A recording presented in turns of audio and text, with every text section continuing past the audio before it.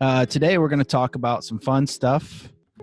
We were a little vague about what all is going on, but we have an announcement to make today, which is pretty exciting for us and hopefully for everybody else. But I'll hold off till midway through to talk about that.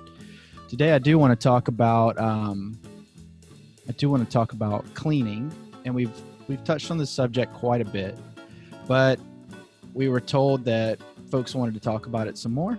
So we just thought we'd give a recap on what we have talked about in the past. So if anybody has anything, of course, chime in on the comment of the chat section, or today we have a smaller group, so you can go ahead and unmute yourself. So if you want to turn on your camera and wave at everybody, I'm going to wave at you all right here. So there we go. There we go. See?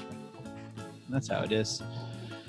So today, I wanted to remind you guys to go check out our town hall that we had Christian on, and he was talking about, and I'll link this in the email tomorrow, but he was talking about cleaning and a pretty thorough cleaning. He was one of our early on guests on Town Hall, so I won't make you dig for that. I'll be glad to link that in the email tomorrow, the follow-up email. And I wanted to thank everybody for coming out today, because we actually really enjoy this a lot. So today we wanted to just kind of do a recap. Like I said, like to hear all of what you guys, because when we first talked about cleaning, it was early on in the stages of reopening or thinking about reopening or whatever the case may be. So we want to see what you guys have developed, if you've come up with your own tactics, tips, tricks, anything like that, anything that we can share with the full industry. That would be great. And today we're just going to talk about this as long as we need to, but probably pretty briefly, and then we're going to get into some fun announcements. So cash and prizes. Well, not cash, but prizes. All right. So today we want to talk about cleaning is not disinfecting. So you got to really get in there deep and disinfect with the right products. We've talked a lot on here about the different products that could hurt foam or that could hurt the surfaces of other attractions. So we want to make sure that we use the right cleaners, the right products. We also want to make sure we use the right tools for cleaning, because you can get into the crevices a little bit easier with some tools than you can others. So you cannot disinfect a dirty surface, so you must clean it first. So want to make sure it is a multi-step process to disinfect. So let me see here. And then we also want to say use color codes for different areas, i.e. like the bathroom, the kitchen, your attractions, things of that nature, so that your team can all know the red area is the wipeout or wherever have you. We also want to talk about use microfiber whenever possible, especially like the microfiber mops, because those tend to work a little better without hurting anything and things of that nature. Have a clean and dirty spot for used rags, mops, etc. You want to be super consistent. If you say you're cleaning every hour and you've told the public you're cleaning every hour, you want to make sure you clean every hour, because those optics will kind of kill you on social media these days, especially people be like, oh, I was there for an hour and I didn't see them clean. So that's probably the most important thing, is to make sure that what you advertise you're actually doing, because people will actually want to see that. I went and on 4th of July, I went back home to visit my family, and as I was traveling, I decided I wanted a milkshake, so I stopped by Steak and Shake. And as I drove up, Steak and Shake had these signs right near the window, like, we've done this, we've done that. And I'll put a picture of that in the email tomorrow. But it's these great signs that kind of lead you up to the window saying, just giving you that much more peace of mind as you got closer and closer to getting your food. So might be something that you think about, just constantly reminding people of all the measures you're taking to make sure your park is the cleanest. And right now, that's probably the best feature of any park is super clean, you know? Let's see. Fogging and misting is not cleaning. Again, you must clean first and then fog. So you want to kind of clean, then disinfect, then fog. Ryan Dennis put in the comments, wanted to bring this to the attention of the group. Well, Ryan, I'll open it and we'll talk about it. How about that? Let's see what this is. California legislative information. So let me bring you back. Bring this up. Ryan, would you like to unmute yourself and talk about this? We can get back into cleaning in a minute, but if this is something that people need to know, let's definitely talk about it. Sure. So thanks. And I'm Ryan over at HeadRush. Just wanted to talk about this because the climbing industry is definitely aware of this right now, but it relates to all camps and facilities with 5 or more, attendees at a time. And there's some additional requirements for having kind of a health agent on site as well. So there's like a on hand, like a staffing implication and cost implication for day camps in California right now, as well as some different regulations around amusement specifications for certain equipment on site as well. So this was brought up on the Climbing Wall Association call this morning, and so they're trying to get as much input in as possible. And I could see it possibly relating to some of your customers as well. So I thought it might be worth bringing to your attention, at least for today's call. I appreciate it. And you know what? I'll link this in the email as well tomorrow and put it on the show notes of this episode. So thank you for that information. If anybody has anything to add to this, to Ryan's note and website that he put up, please feel free to chime in. Cheryl says, cleaning versus sanitization. There was a great story on ABC around 4:20 a.m. ABC National, or was that a local? I think it was ABC 7 New York. Okay. Guessing is throughout the nation. Don't ask why I was up at that hour, but I just... Okay.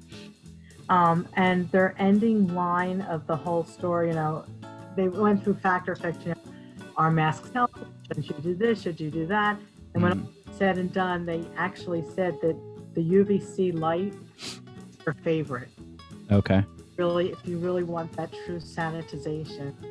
And for the gentleman who was talking about the climbing walls and different things, I would think it's very, very hard to get somebody in a full uniform, all geared up to go up there and fog or spray. Yeah. I've had probably calls in the last week over the UVC lighting. Yeah, and as you were saying that, Cheryl, Brian chimed in on the comments and said, safety director is required in almost every state. This is a person that would answer all questions about OSHA, regulations, and sanitization. So, our, I don't know if you guys have met Nate from our team. He's our safety trainer. He's out at parks right now training up so that we can have safe parks. But he also talks about cleaning and things of that nature. And of course, right now, part of the biggest safety is what we're talking about in cleaning and sanitization and disinfecting. And so he even suggests basically having, like, even advertising that you have somebody on staff that's taking care of all this, and make sure that, like Brian was saying, that they filled all the questions so that the narrative is the same for everybody to ask a question. For as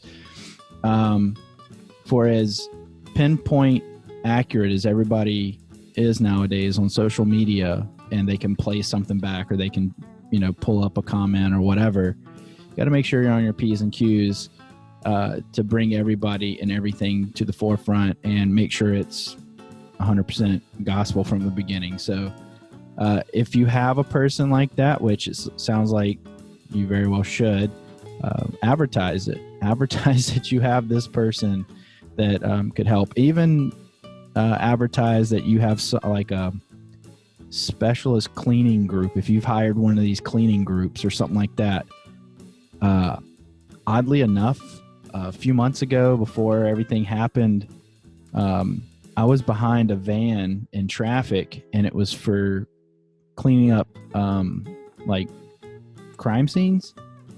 And those companies have been hired left and right now for cleaning up big businesses and things of that nature for COVID, because they kind of live and breathe like crazy cleaning. So I'm like, they're professional OCDs, so it works out. My sister is too, so I've learned that my whole life. So so just, if you have anything that sets you apart, or even anything period, even if it's level from all competition in your town, I would say advertise that you have that and have gone to those great extents, those great measures, because it's peace of mind right now. I mean, I think we all know that, but so thanks for the comment section. Please continue to fill in there. And if you guys have something else that you want to talk about today, please bring it up. Well, I'm glad to bring it up, because this is just what we pinpointed, because it's what people were asking for.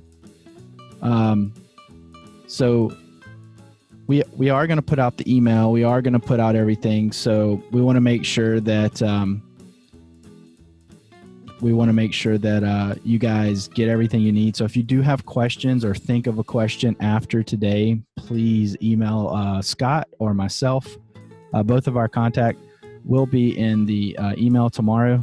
And as I speak, that email gets longer and longer. So and then Brian just put a link on here, Old Mythbusters. So I think I'm gonna link that tomorrow too, Brian. That those old Mythbusters are kind of entertaining. So Bill Carlson says, it appears the proposal in California would require a health director to be a licensed physician. Wow.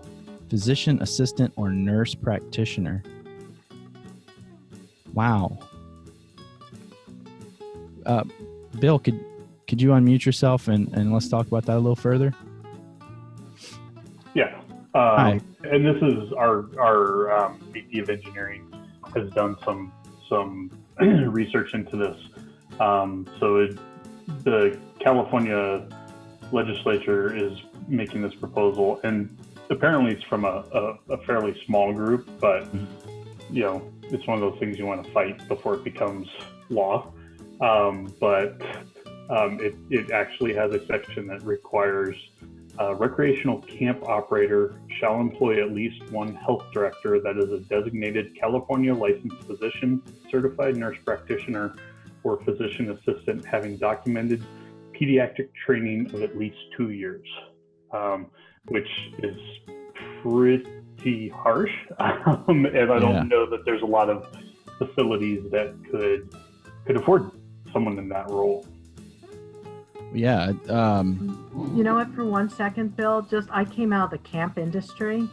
Mm-hmm. No matter what state I helped advise, whether it was getting their camp started or running it, every camp has that as part of their, whether it's the park and rec or whether it's a private camp, that they do have a nurse or a nurse practitioner on the camp premises at all times that the camp is running.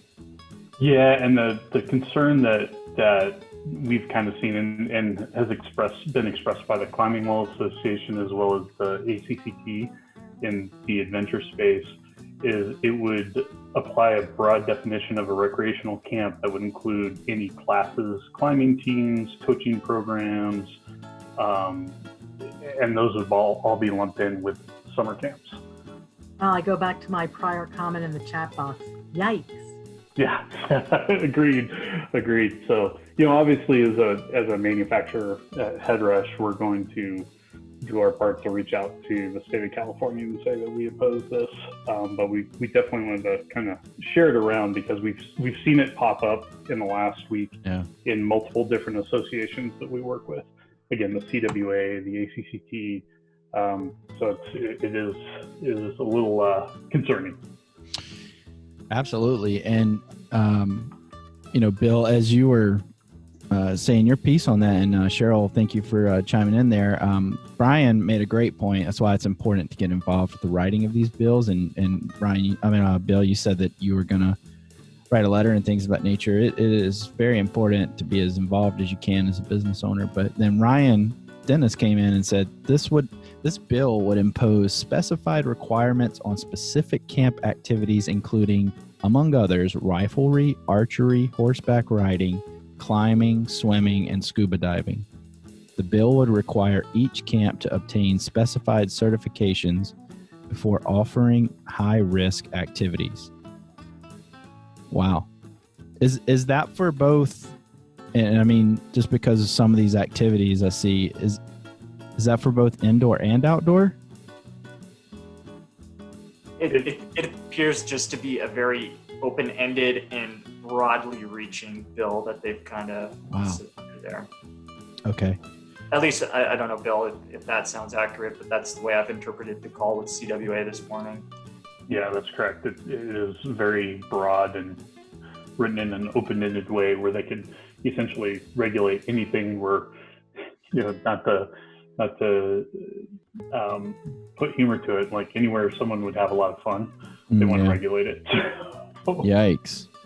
Man, maybe we should get some of these folks on the phone and have a whole town hall around it, because that's, and I remember, if I remember right, a couple weeks ago, Illinois, if not Illinois, Chicago was throwing some pretty steep sanctions on people. So I'm wondering if this is going to be a trend, or if this is just something in the bigger cities, or what may be. But so Cheryl says, before a center calls an activity a camp, they will want to check all local and state laws.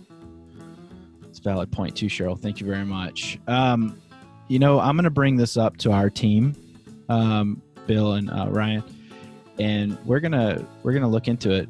We're seeing it in Nevada as well, Brian says. Also with other parks we help. So is any other state, anybody on the line, on the call here, is anybody else seeing this in your state that hasn't been mentioned, or area of the world that hasn't been mentioned? Because I want to know if this is a trend that's about to happen, or something we all need to brace for, or if it's indigenous to certain areas, because we definitely want to talk about it.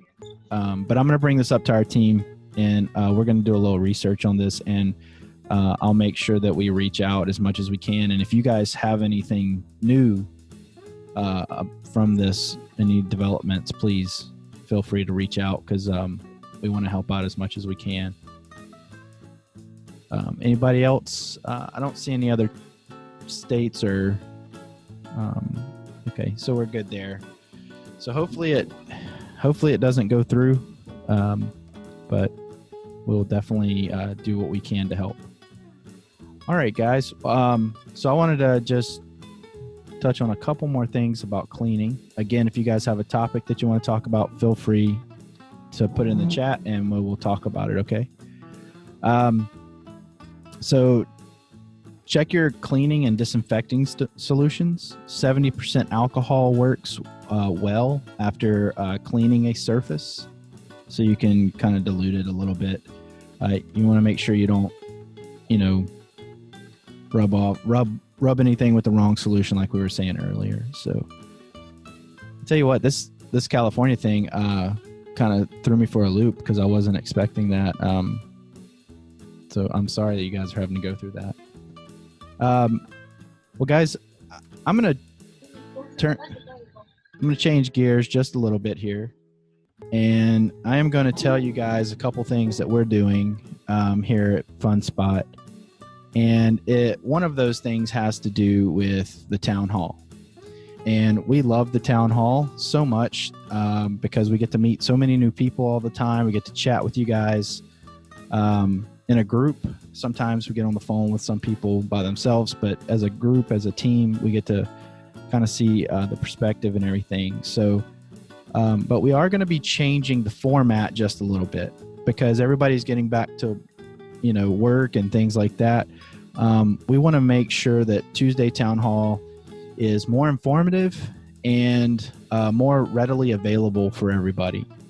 So Tuesday Town Hall is officially becoming a podcast, and we're going to not have it live all the time. We might have special editions live, but we're going to have guests on, and we're going to talk to those guests. But your questions and your concerns and your topics are still what we want to hear about. So we're still going to send out an email. And if you guys have anything that, you see like, okay, this is the guest that's coming on or whatever.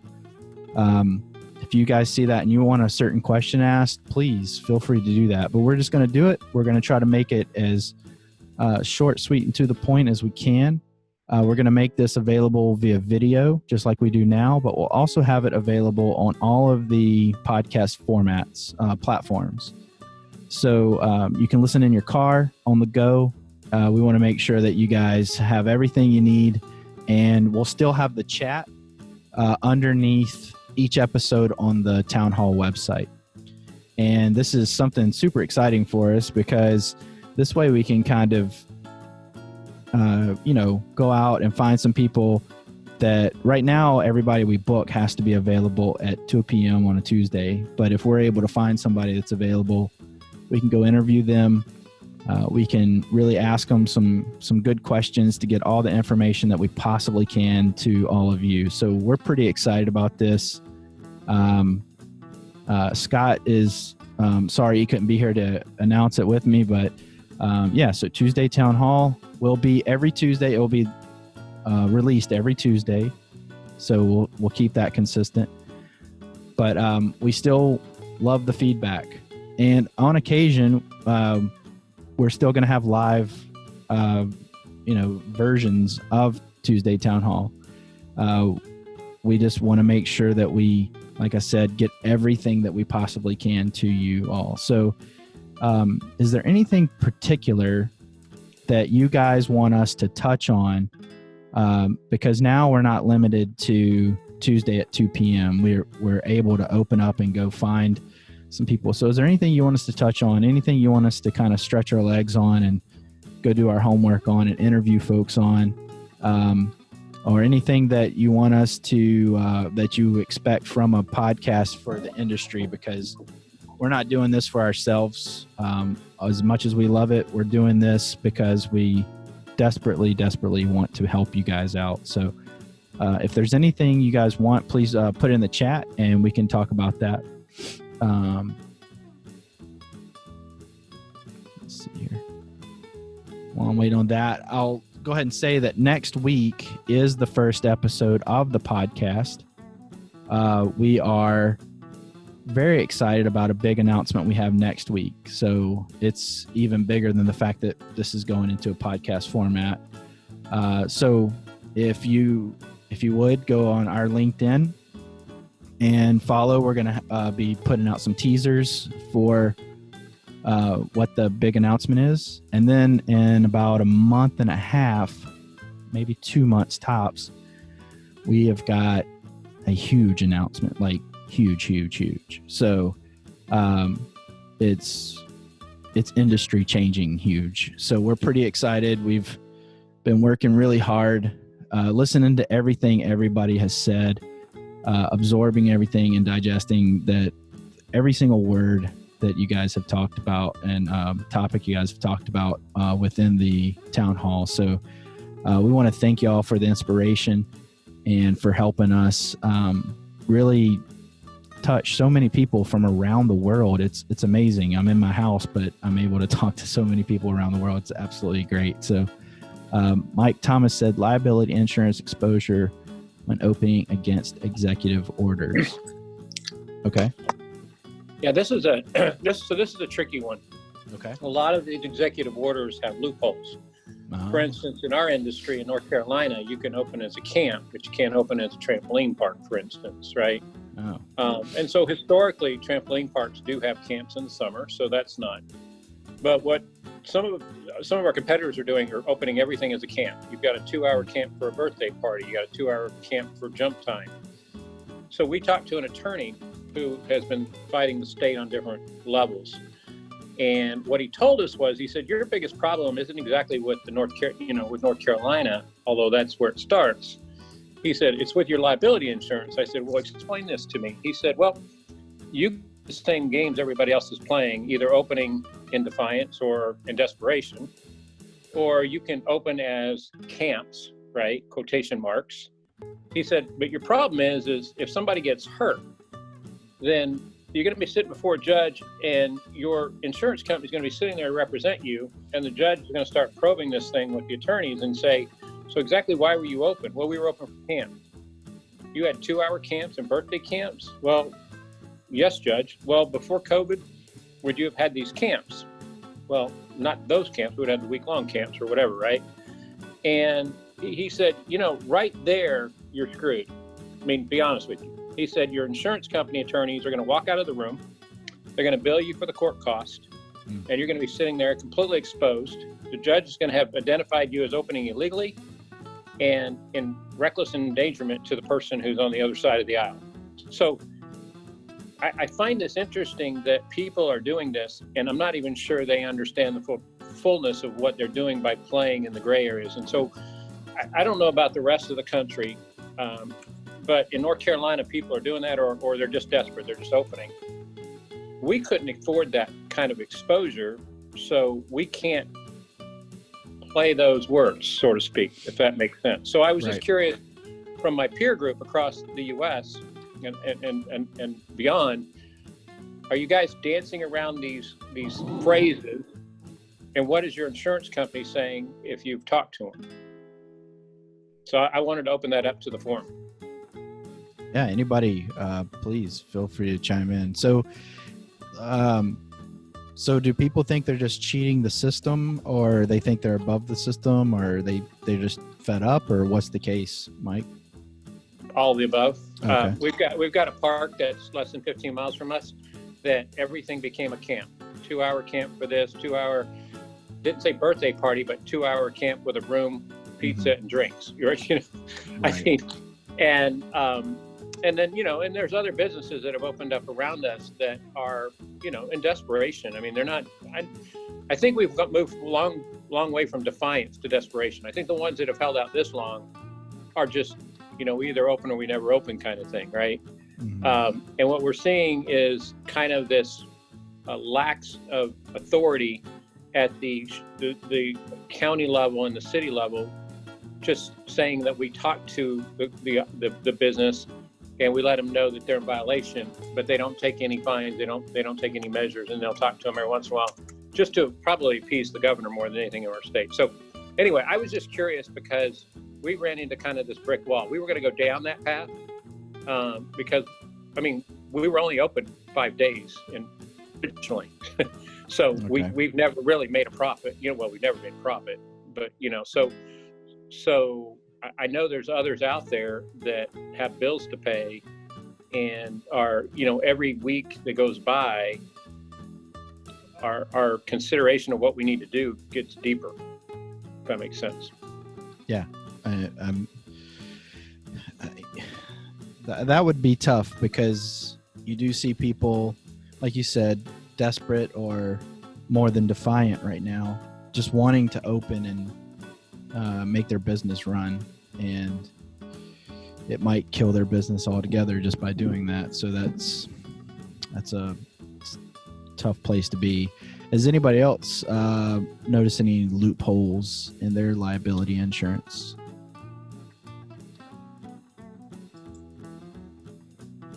No.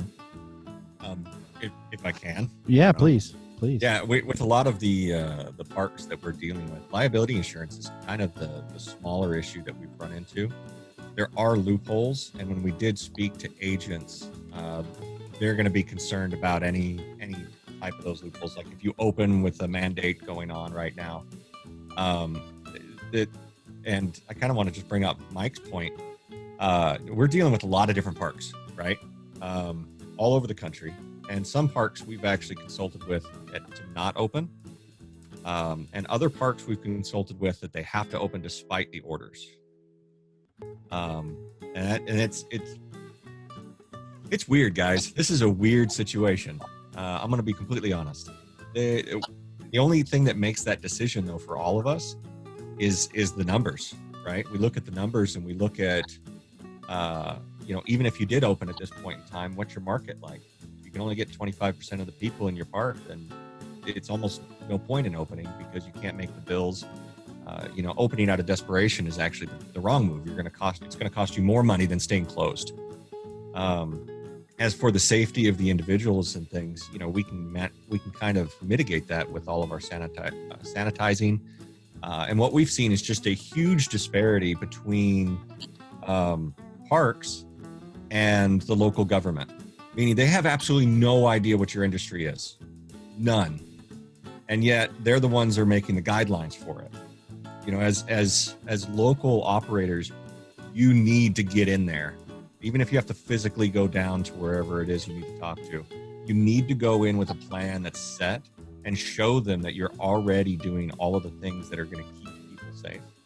I mean, we just came out with here in Nevada, we just came out with this wonderful list of a group of doctors put together where you're more likely to catch COVID-19, right? And of course, up near the top, where it says the least likely is in a doctor's office in their waiting room or in any of their rooms. And the most likely at the very bottom was anything that we do, entertainment, even if it was completely separate. They were like, even outdoor entertainment when you're by yourself, it's far more likely you're going to catch COVID-19 than if you come to one of our offices, right? And everybody kind of sees it that way, right? We don't see it as a way where we don't think that everything's just filthy and dirty and we're all going to die. By the way, if you watch that Mythbusters video, that's what you're going to think. Because they do a good job in showing how much stuff spreads. And then what Al was talking about, the difference between cleaning and sanitizing, it's a huge difference, right? You're doing all of these things, and it's more of an optic. When we're dealing with our insurance companies, we're telling them all of the things that we're doing. And when you give them that list, you got to just make sure that you do that list. It's very important. They'll hold you to that list. And in a court, that's the list they're going to hold you to, the one that you make, because you know your industry better, and that's the one that you're supposed to be following with that safety director and everything else that's required. So it's a tough situation. You really need to buckle down and take a look at your numbers and what is the right decision for you. And, kind of a personal evaluation. Are you willing to fight for what you believe in, or are you in both directions? Meaning, what's your focus on this? How serious do you believe the disease is? How serious do you think it's contagious in your environment? Those are really important questions you have to ask yourself, and then lead your team out. Hey guys, this is Charlie Holderness. I just had a couple of follow-up questions for Mike. So, from an insurance standpoint, one of the things that people always forget is the insurance policy isn't designed to tell you how to operate.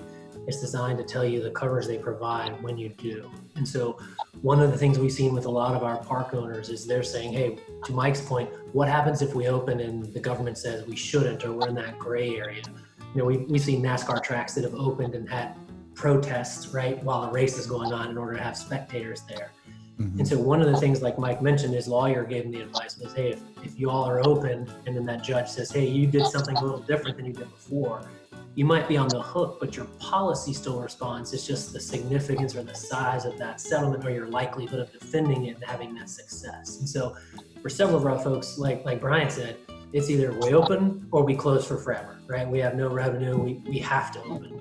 But just keep in mind your insurance policy, review that before, because you'll see there are not going to be terms and clauses in there that say we're only covering you if you are open during the restrictions. So there's not going to be that component. It's more going to say if you cause bodily injury or property damage, we're going to defend you. You just might not win if you have grossly disobeyed what a reasonable and prudent person would do. And so that's where a lot of times we want to have those conversations ahead of time to just understand, hey, what steps are you taking? So if that judge does say, hey, we realize you operated camps, why did you do that? Well, you can say, well, these are the steps we took. These are what we did to additional screening, additional cleaning, and we felt that we were taking every possible step to ensure the safety of our guests. That's going to be a really hard defense to overrule when you say, we were reasonable, we were prudent, we took these extra steps, this is what we did to survive. What's the response from that? Well, I think just as a quick follow-up, the real operative word here was illegal. When you do something illegally, your insurance has a back door. You can do all the right things in life, but if you do something illegally, when you sign a contract with your insurance company, or by the way, if you look at clauses in long-term leases, if you act illegally, it puts you in a different place than if you act legally. And the problem we were trying to do was use the gray area to act legally, and then was pointed out that basically what we were doing is using words to try to make it look like what an illegal act was legal. I'll tell you guys, the lawyers are smarter than I am, but the risk wasn't worth it for us because, it could be a multi-million-dollar risk, if something happened. I mean, that's obviously worst case, but the lawyer did bring up the fact that Johnny comes to the park, which is open, quote unquote, illegally, not for a camp, but for a whatever, right? And he goes home and gets grandma sick and grandma passes away. Again, these are things that, when I said, well, that could have happened, but pre-COVID, right? Cold, flu. And my attorney said, that's true. But if you're acting illegally, it's in a different light than if you're acting legally. Your exposure is completely off the charts one way versus the other. So, but I first of all, I appreciate the comments. I agree. We've taken every measure possible, and the politicians who have come to see us have said, they went back to the state and said, what more could these people do? And the state really couldn't even defend that. They had no words left. They didn't reply at that point. So, yeah. But thank you for hearing that. And to that point too, like you mentioned, it's so early. I mean, we've seen jurisdiction get challenges. We've seen suits come through about claiming things, but none of those have really come to fruition yet. And so any good attorney is going to tell you, we just don't know, right? We're happy to pursue these claims. Anyone will tell you that proving you contracted a disease from a certain place is almost impossible, right? People are still going to try because it's America. You can sue for whatever you want. But proving that you contracted that disease from that specific spot on that specific day is almost impossible. And since it's so early on in a lot of these lawsuits that haven't materialized, or they're just going to get settled before they even make it to court, it makes responding challenging because there's no court case that set precedent that says, if you did this, then this is the result, period. Here's the case. Yeah. So that's the other challenging part is all these attorneys, this is new territory for them as well. And so it just creates a challenge for everyone. Well, that brings up one other related topic, and I'll leave it to everybody else after that, obviously, but the waiver, even though the waivers aren't bulletproof and, they can always be challenged, definitely if you haven't updated your waiver as an owner of a park, especially the independents, right? Ours is back before our attorney again with new language for COVID and other related diseases. So I just wanted to share that with you guys as well. It never hurts to have your waiver updated, especially when times have changed on us, and since probably you had them written or posted. So we're going to have, once we get ours back, even though we're only open a week, we're still going to have everybody redo our waivers. Yeah. So I appreciate you letting me share that. Oh, no. Thank you for bringing it to the whole group. And again, if anybody has anything else to add or any takeaways from that, please feel free to chime in. That's what this is for. We come with a topic, but if there's something more pressing, of course, we're going to talk about it. So I think we've touched on two really important things today, the California issues and the liability insurance. So thank you for bringing that up. And again, I'll bring that up to our team and see if we can dig any deeper. So and thanks for the comments, Charlie. Thank you for that. And Brian, of course. Brian's like our co-host every week by accident. He and Cheryl. So thank you very much. So it works out. Well, if anybody has anything else they'd like to chat about, that'd be great. I don't see anything in the comments. So again, we are wrapping up here in just a little bit. I wanted to give some closing notes. I want to say from the bottom of our hearts, thank you guys for tuning in every single week. Sometimes we, came with a good topic and we had a guest and it filled up the whole time. Yeah, Brian, you can add one more thing on cleaning. Sorry, unmuting 7,000 different devices here. That's okay. So I just wanted to add this one thing, and I heard it a long time ago from some of Cheryl's teachings, and a lot of times when she'd get up and teach us how to do better birthday parties and things like that. When it comes to cleaning, any of the equipment or anything that you do, it's all about optics. Go overboard on this, but don't go overboard in a fearful way.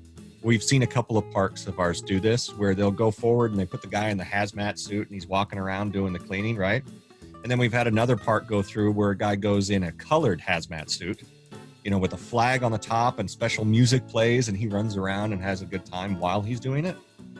Two totally different feelings in the park when you do that. Remember, we're peddling fun. We're here, we're fun ambassadors, whatever you want to call us. We're actually trying to make people forget all of their woes. And if we shut down every hour and tell everybody that they need to cover their mouth and hide in the corners for 15 minutes while we sanitize the deadly disease that's now on the trampoline, we're probably going to continue this horrible optic that's not going to help us out. That's true. It's not going to make people feel safe, feel comfortable, and have a good time. So have a good time doing it. Make sure it's super obvious your cleaners are wearing bright jackets, and that they're some of your best employees, so that when they're chatting with people, they can express, how great it is to see them there, how much they're doing to keep everything clean, but never ever mention COVID. Leave it out. Don't put it in stuff. Get some of those Disney folks. Yeah, exactly. Get people who are just gonna love it. Yeah, it's a really good time to reset. It's a really good time to get rid of all the dead wood in your cast and put in a bunch of fantastic employees. That is true. And it's also, I've said this a couple times, but it's also a really good time to focus on your marketing and kind of get I'm a marketing guy, so this is what I think about. So clean up every aspect of your business, clean up the marketing, clean up your staff,